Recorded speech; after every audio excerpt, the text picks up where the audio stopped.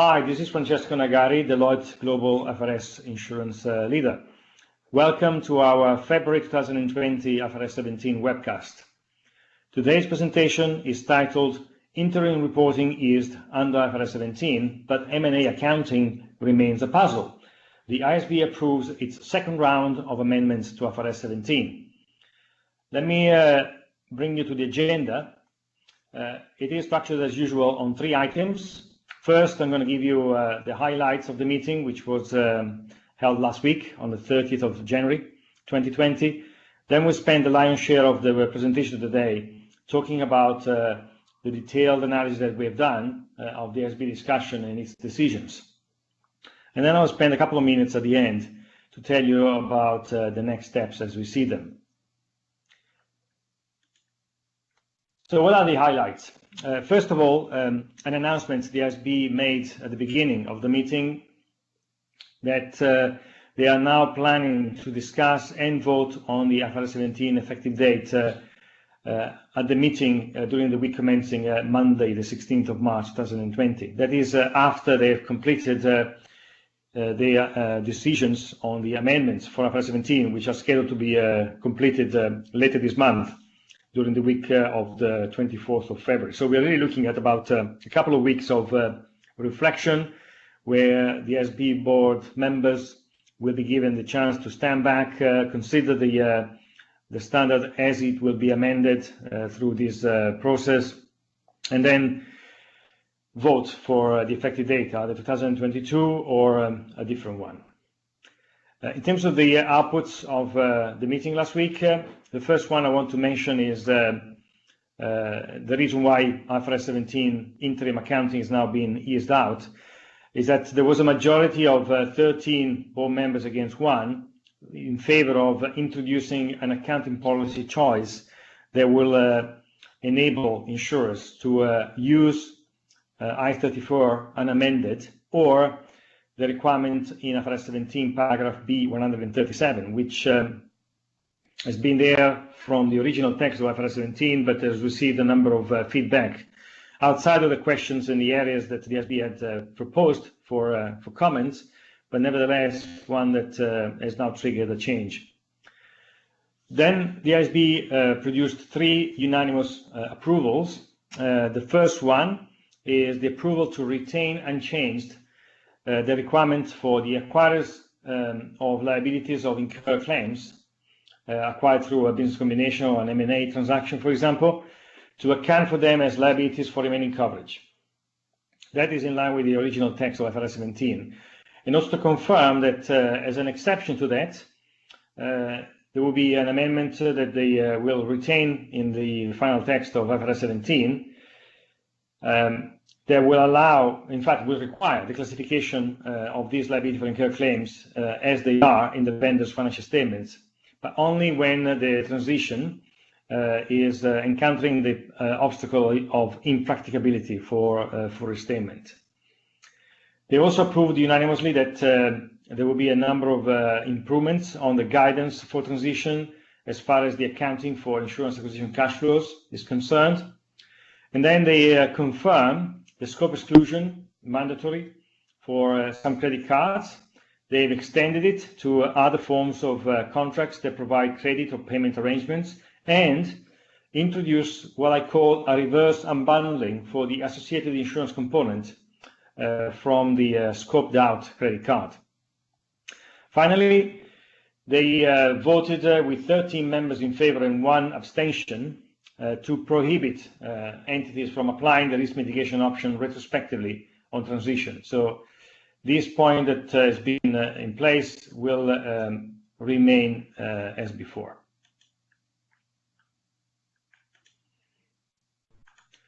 Let's then move into the first of the main topics, interim financial statements. And I'd like to start by giving you a little bit of a background as to why this is on the agenda.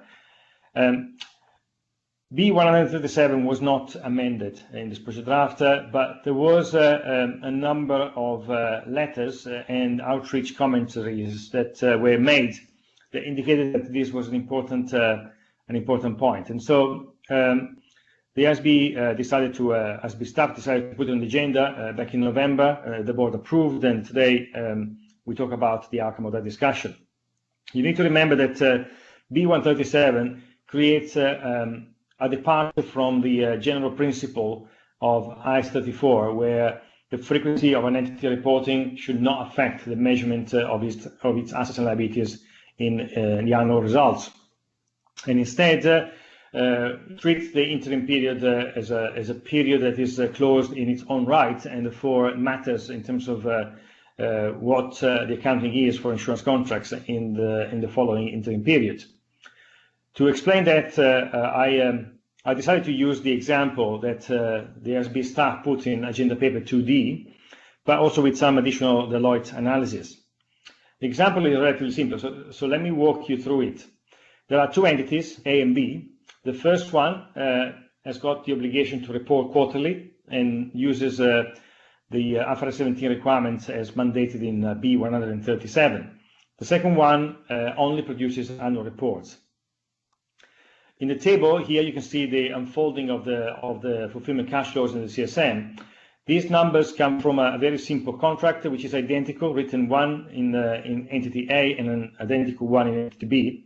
100 currency units of premium, 50 currency units of expected claims, and a CSM of 50 currency units with a coverage period of 2 years and the allocation on a straight line basis. With the quarterly reporting, entity A reports the first 3 quarters along its original expectations, nothing changes. But then on the 4th quarter of the first year, both entities change their expectations, and now they expect an additional amount of claims to emerge in the 2nd year, and that amount is for 30 currency units. So here you can see the table and how the two entities actually report different numbers. The first entity A, reports revenue from the CSM release of 6.25 currency units in the 1st, 2nd, and 3rd quarter. Then when the change in assumptions is done, there is so much CSM left, and the unlocking still leaves the CSM of 1.25, 0.25 earned in the 4th quarter, and then the remaining 1 currency unit deferred to be earned in year 2. The second entity instead doesn't have any prior reporting period closed from an interim perspective, and it carries out the same calculations but on a 12-month period.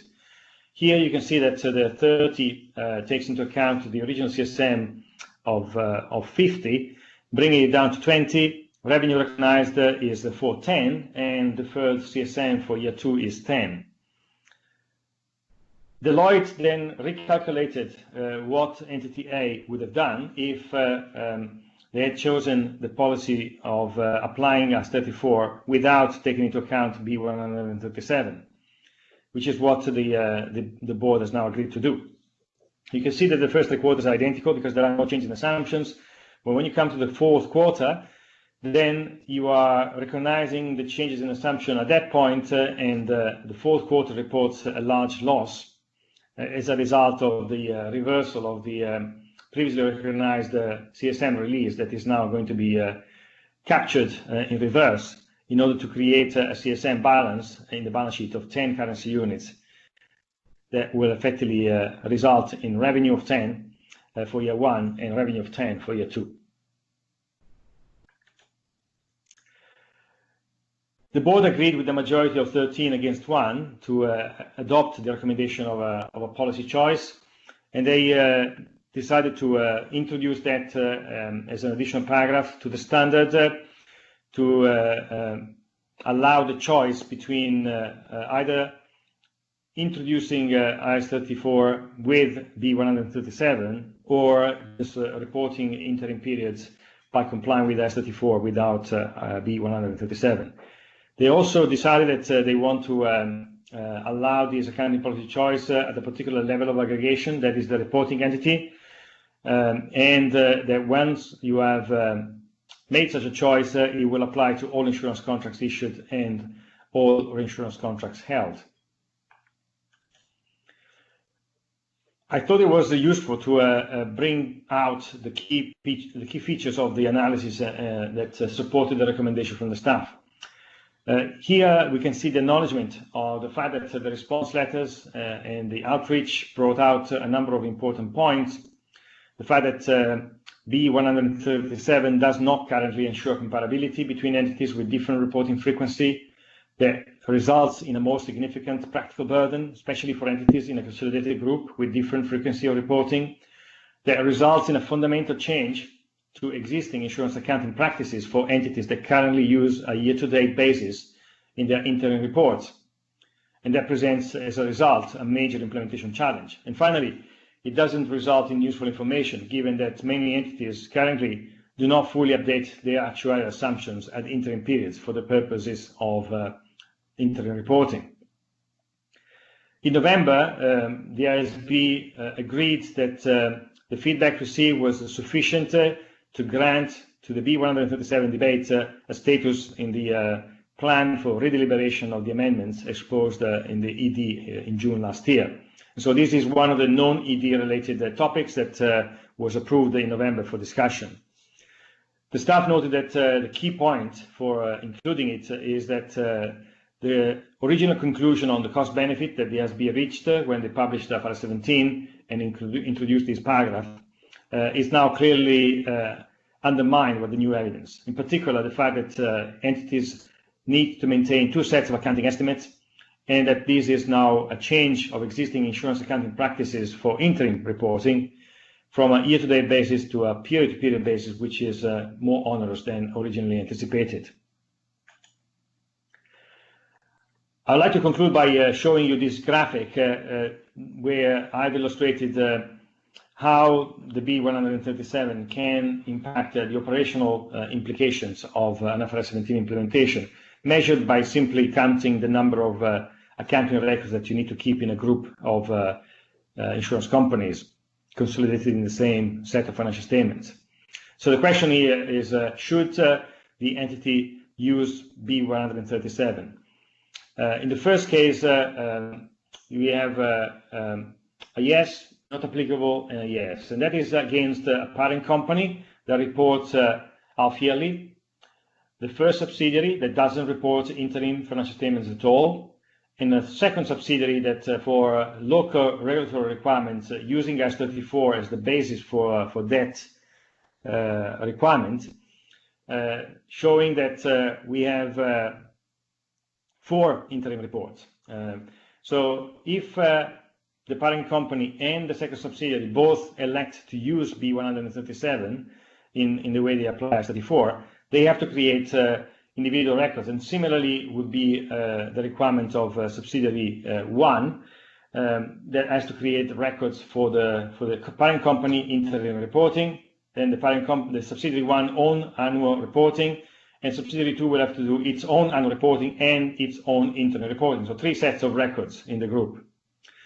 If the parent company takes that position but subsidiary 2 doesn't and rolls forward quarter by quarter, then you can see that we lose already 1 set of records. If instead none of the entities take B137 in the way they apply IAS 34, then we have effectively just 1 set of accounting records. Now, this may seem very attractive from an operational perspective, and I don't doubt it. However, the example from the ISB staff and the Deloitte recalculation of how it would apply indicates that there is another equally important angle to take into account in deciding whether to apply or not the policy. And that is the volatility in quarterly reporting that may ensue as a result of changes in assumption that will have to be posted with a catch-up effect on previously reported quarters. Finally, I'd like to talk about what the ISB staff considered as alternative options to the one that recommended and the board approved. They considered the possibility of actually deleting B137, so that would have been a new uniform regime for interim reporting, effectively avoiding any particular modification to IAS 34 and make sure that everyone was going to do the same. They concluded that these would have failed one criterion that the board has used to navigate these amendments, because they felt that it could disrupt unduly some of the implementations that insurers may have done to date in terms of developing the systems and processes to comply with the requirement. They've also thought about an option where there would be a permission for a subsidiary to account for its insurance contracts on the same basis as the frequency dictated by the reporting of the group financial statements. However, the staff concluded that this approach would be more complex than the one they eventually recommended to the board for both preparers and users of financial statements, and the comparability would actually be reduced as well among entities. Let me then move on to the second topic. This is the one that in my title I quoted as remaining a bit of a puzzle. Is the accounting for contracts acquired in their settlement period. We know that under IFRS 17, an entity is required to account for the liability for settlement of claims incurred before the contracts were acquired or transferred in either a business combination or a portfolio transfer as a liability for remaining coverage, leading to the recognition of insurance revenue in the acquiring entity in future periods. The ED proposed to amend the transition requirements affecting these type of transactions under certain circumstances. The first one is that you have impracticability at one point in time, and so for those periods that are beyond the impracticability point, the ED proposed either to use the modified prospective approach, in which case you can classify the liability for incurred claims that you have acquired, are required still to classify them as liability for incurred claims, effectively matching the classification in the acquirer financial statements to the classification in the vendor's financial statements, and booking the difference into opening retained earnings. Similarly, if you choose the fair value approach, you will be able to do the same and classify the fair value of that liability as a liability for incurred claims. So in the same way, although the numbers would be different potentially, and the amount that creates the difference being recognized again as an adjustment to opening retained earnings. The board considered the comments received on these, the proposal for changing the measurement and other proposals, and approved that they would retain the standard as it is, as far as the measurement during the practicability restatement and going forward, as well as the exception, the relief for the periods in the restatement where the full retrospective restatement of the liability is not practical. If I take the example that the ASB staff presented in paper 2C, you can see that the business that is being acquired contains liability for incurred claims with expected claims for 300 currency units, a risk adjustment of 50, and the purchase price allocation of the fair value determines that the fair value is 370. That means that there is a CSM of 20 currency units.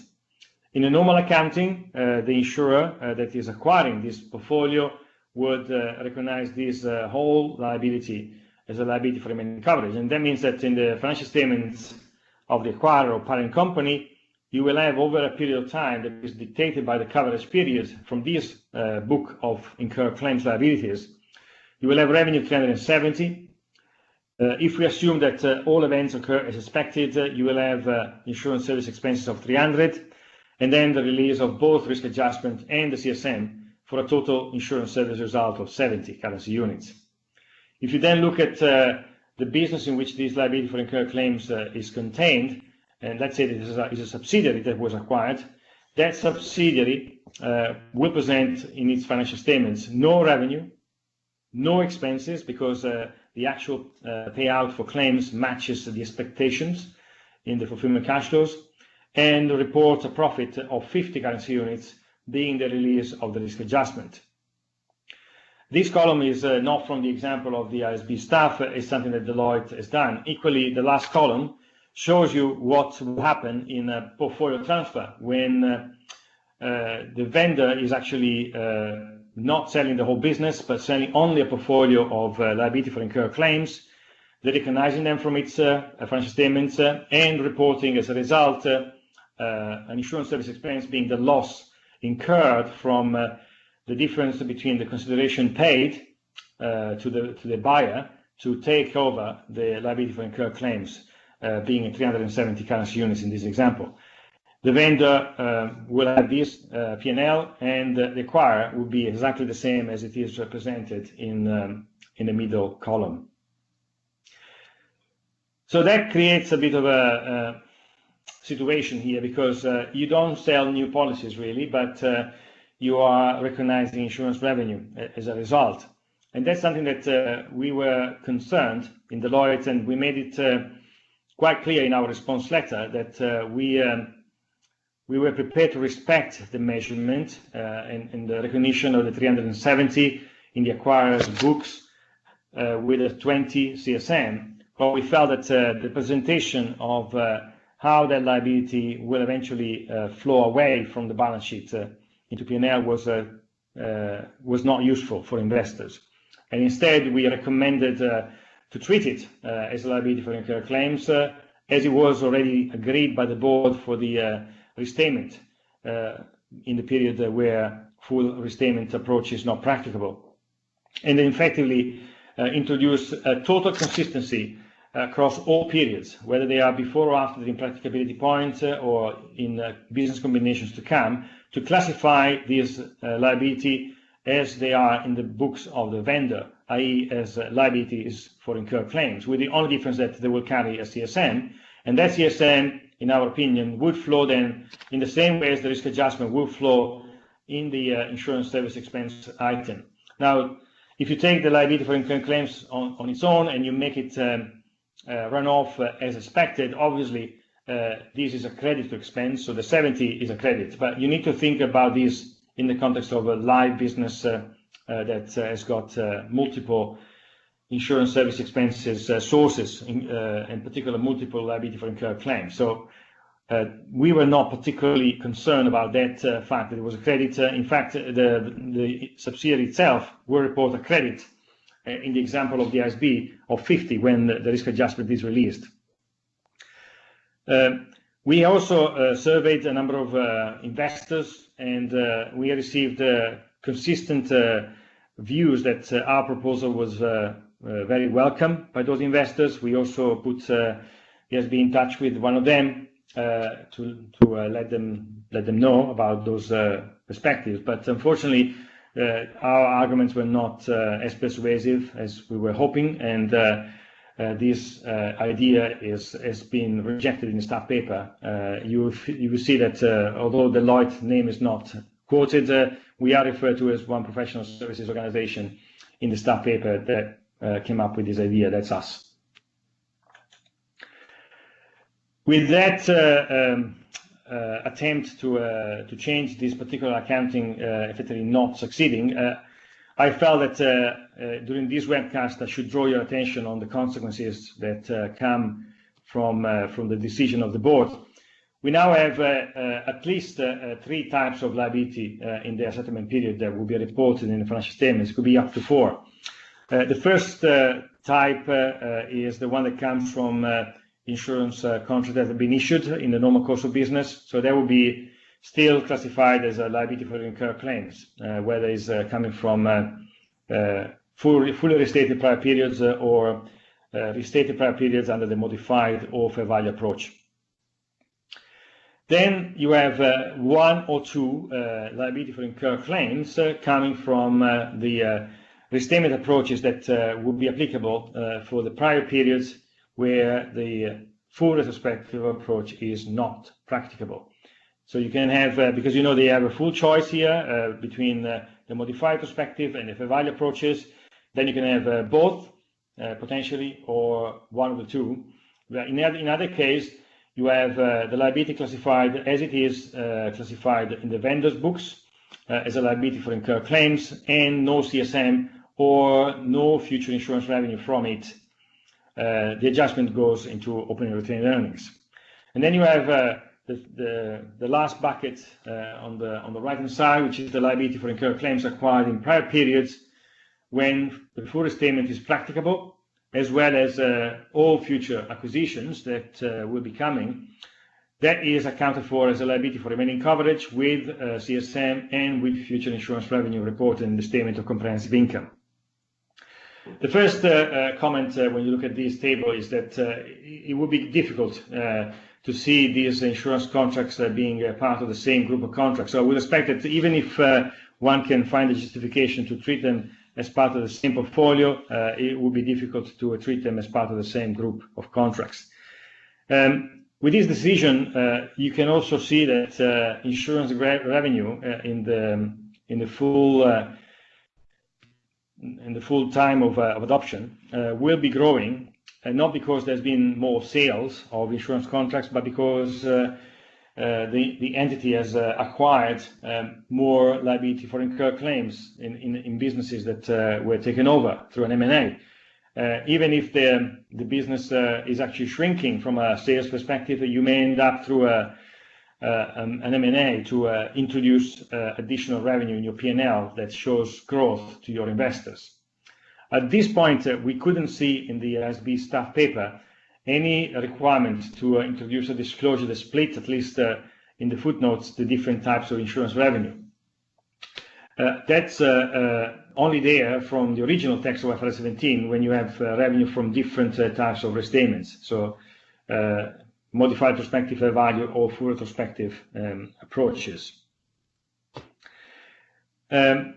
The other point is that when you are in this liability for remaining coverage, the column on the right, you have a CSM, you have insurance revenue, but you also have now the possibility of having an onerous group of contracts because the changes in estimates of your liability for incurred claims may actually deteriorate, and you may end up eroding completely the CSM balance, and then you will have to recognize a loss component for these contracts, which will only appear in the parent company consolidated financial statements and will not be present in the liability for incurred claims of the underlying subsidiaries. Finally, the last complication I wanted to mention is around reinsurance that you may purchase after the acquisition of the business has been completed, which is often the case. You may end up identifying some liability for incurred claims in the acquired business that are not of interest to you because they are maybe a different class of business, and so often the new owner of the business requires the subsidiary to enter into a stop-loss reinsurance contract, effectively crystallizing the ultimate cost of the liability for incurred claims. Now, it could be, and often is the case, that the stop-loss may end up being a net cost for the cedent. Now, in the books of the subsidiary, IFRS 17 tells us that because you are purchasing insurance with a net cost that relates to past insured events, that net cost has to go to P&L at the point of purchase. However, when you account for the same treaty, for the same stop-loss treaty in the books of the parent, in its group financial statements, you don't take into P&L on day one. Instead, you defer it because you are buying protection for future coverage periods. And so you have, again, different accounting also for insurance on the same book of liability for incurred claims. So all these things now will have to be implemented, and that's why I chose to say that this accounting for M&A remains a little bit of a puzzle. Let's now move to the third main item discussed last week, which is the assets for insurance acquisition cash flows, or as we been referring to earlier in the other webcast, the pre-coverage assets.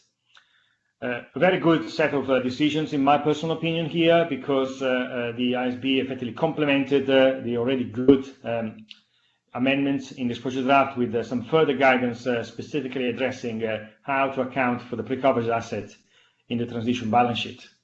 Let me go through one by one all the various decisions. The first one is about the full retrospective approach.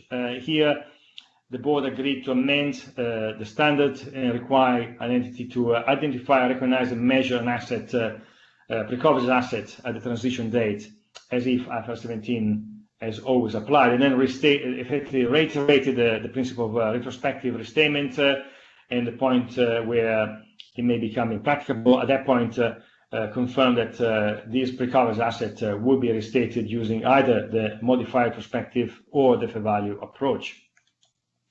And so let's have a look how the modified retrospective approach works for these pre-coverage assets.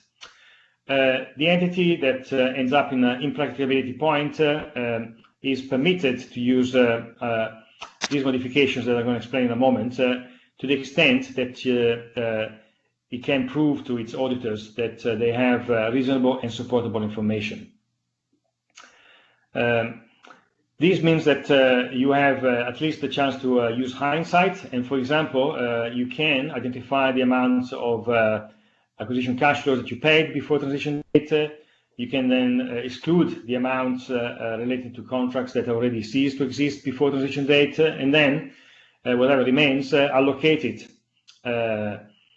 to the group of insurance contracts that are in force at transition date, and the groups that are expected to be recognized after transition date, either in the comparative period being restated in the current period or in the future periods. Then you would adjust the measurement of the CSM for the groups that are recognized at transition date, deducting the pre-coverage asset from the cash flow, so in the usual way, and you pick the amount from B Roman 2A above. This effectively is consistent with what you were doing for insurance contracts at initial recognition. In addition, you recognize a pre-coverage asset for those groups of insurance contracts that are expected to be recognized after transition date, and in that case you use the amount in B Roman 2B. These assets will be included in the measurement of the CSM when the entity recognizes the group of insurance contracts to which it will be allocated using the systematic allocation principle that the board approved last month. When there is no reasonable and supportable information necessary to apply the MRA, then you make the adjustment to the CSM of the group of insurance contracts, effectively assuming that this pre-coverage asset is equal to nil, and the same nil value is applied if you are accounting for future groups of contracts in subsequent dates to the transition. If instead of the MRA you're going to use the FVA, the fair value approach, the board agreed that the standard will require an entity to recognize these pre-coverage assets measured as the amount of acquisition cash flows that the entity would incur at the transition date if the entity had not already paid those acquisition cash flows to obtain two sets of rights. One, the right to recover the acquisition cash flows from premiums of insurance contracts originated before transition date but not yet recognized at transition date, or B, to obtain future contracts including the expected renewals after the transition date without paying again those acquisition cash flows to other parties.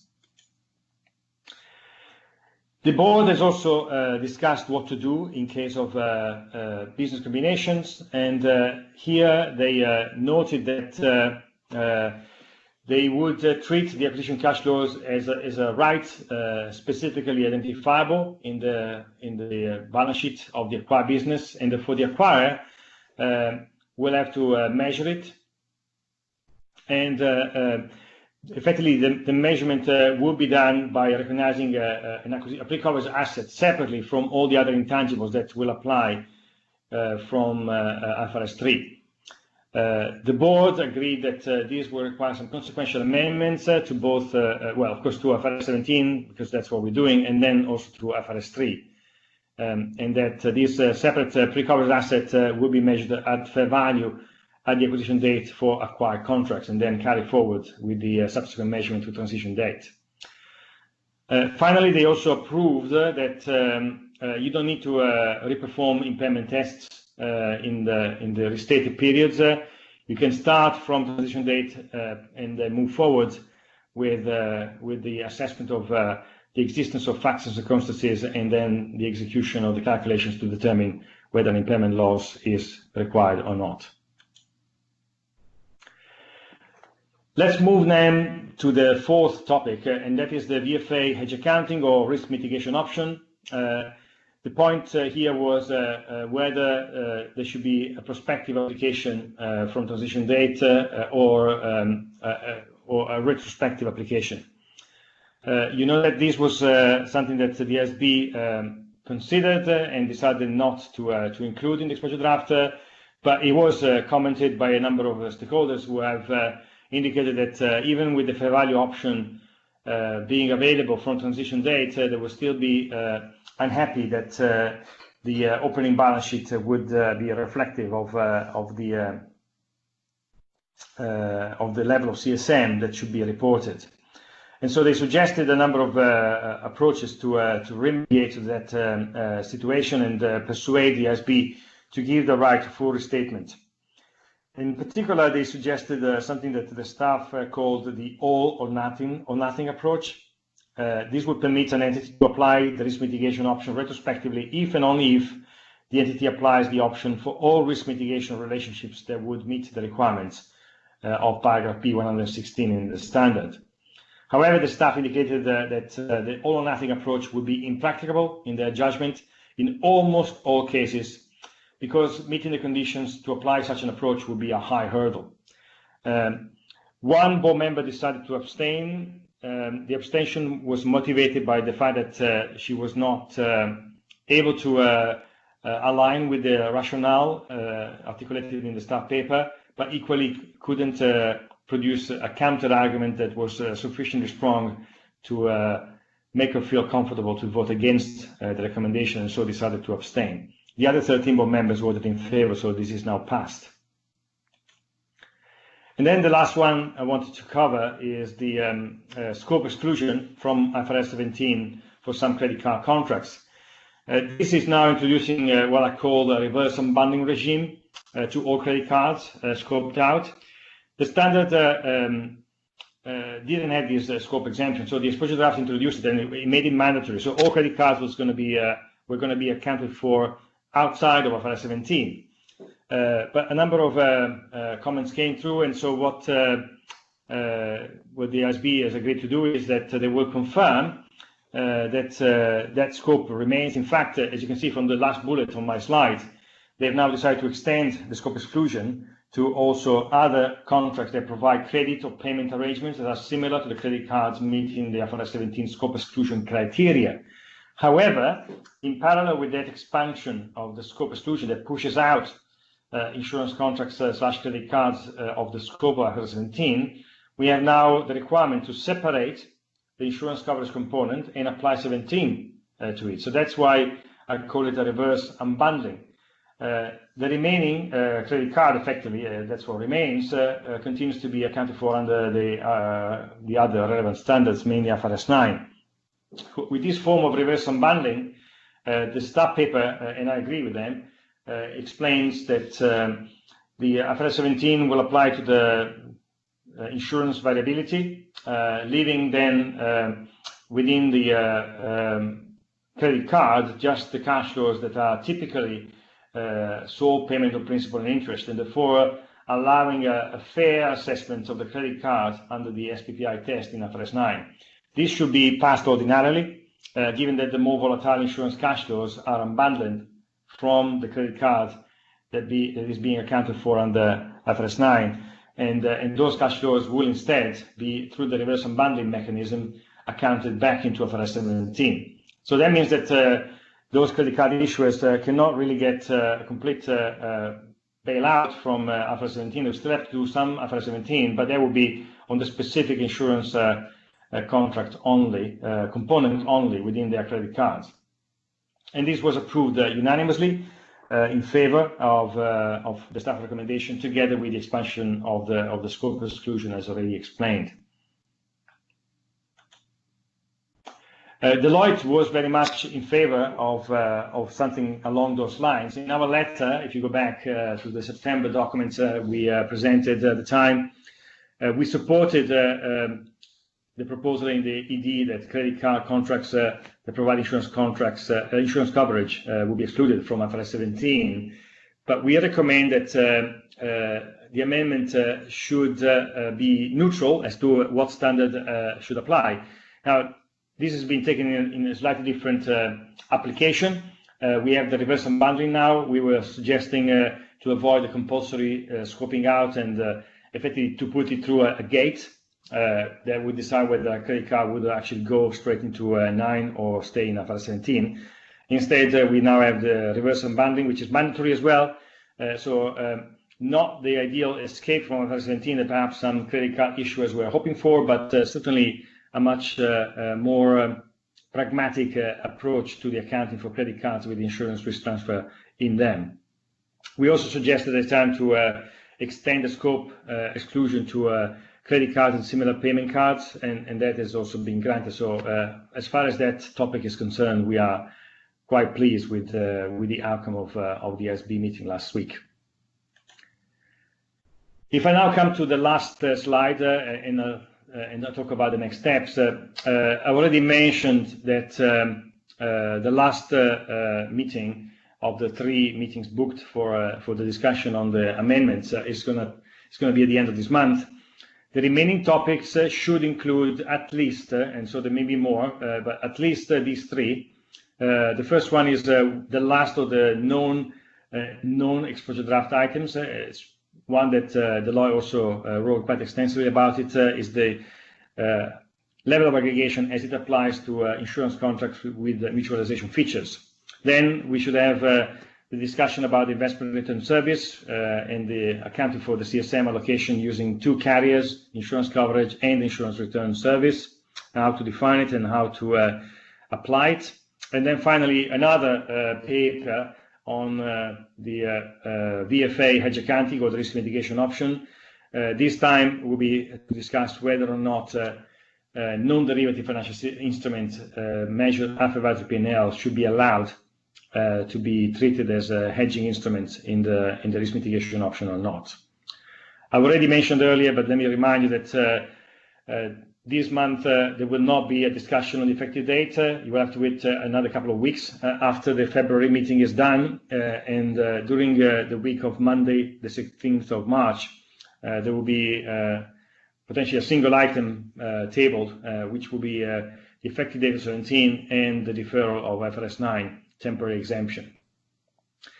The staff noted in concluding on that particular point that with this approach, given it's only 2 weeks later than anticipated in the November decision, they still remain totally confident that the IASB will be able to publish the amended IFRS 17 within the first half of 2020. That is the last message that I wanted to give you for today's webcast. And with that, I'd like to invite the recording to be stopped and open the floor for any questions.